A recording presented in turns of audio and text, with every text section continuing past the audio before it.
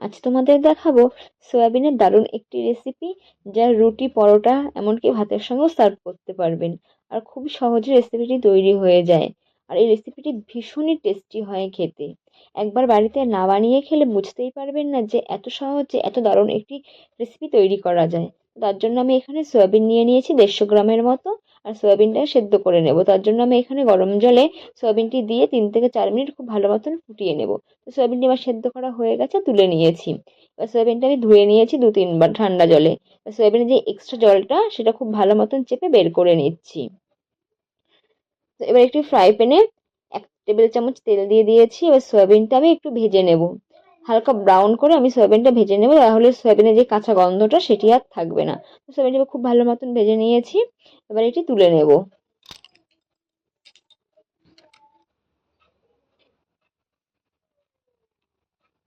এবার সেই পাত্রেই দিয়ে দিচ্ছি 2টি মিডিয়াম সাইজের পেঁয়াজ। এখানে এক্সট্রা তেল দেওয়ার কোনো প্রয়োজন নেই। আমি পেঁয়াজগুলো একটু লাল লাল করে ভেজে নেব। তো পেঁয়াজগুলি আমি লাল লাল করে ভেজে নিয়েছি। এবার এটা নামিয়ে ঠান্ডা হওয়ার জন্য রেখে দেব।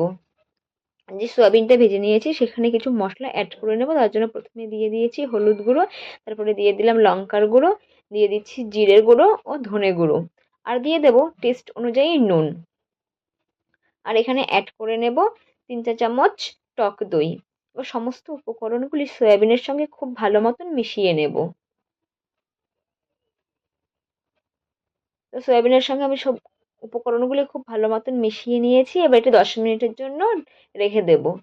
আর যে পেঁয়াজটা আমি ভাজা করে নিয়েছিলাম সেটি একটি মিক্সি জারে নিয়ে নিয়েছি, খুব ভালো মতন এটি পেস্ট করে নেব।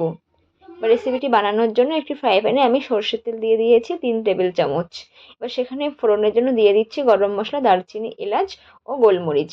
আর যে পেঁয়াজটা আমি পেস্ট করে নিয়েছিলাম সেই পেঁয়াজটা এবার দিয়ে দিলাম। আর দিয়ে দিলাম 1 চা চামচ আদা ও রসুনের পেস্ট। আর দিয়ে দেব দারচিনি পাউডার। দারচিনি পাউডার দিলে তরকারিতে ভীষণই আলাদা রকমের একটা ফ্লেভার আসে। তো মশলাটা কষানো হয়ে গেছে, এবার ম্যারিনেট করে রাখা সয়াবিনগুলি দিয়ে দেব। সয়াবিন দেওয়ার পরে সয়াবিনটা খুব ভালো মতন কষিয়ে নেব। তো সয়াবিনটা খুব ভালো মতন কষিয়ে নিচ্ছি। আর কষিয়ে নেওয়া হয়ে গেলে দিয়ে দিচ্ছি এখানে 1 কাপ জল। আমি জল দেওয়ার পরে 5 থেকে 6 মিনিট এটি রান্না করে নেব মিডিয়াম ফ্লেমে।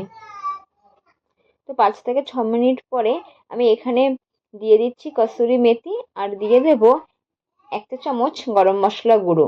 এবার এগুলি সয়াবিনের সঙ্গে খুব ভালো মতন মিশিয়ে নেব। আর 1 মিনিটের মতো তরকারিটি রান্না করে নেব।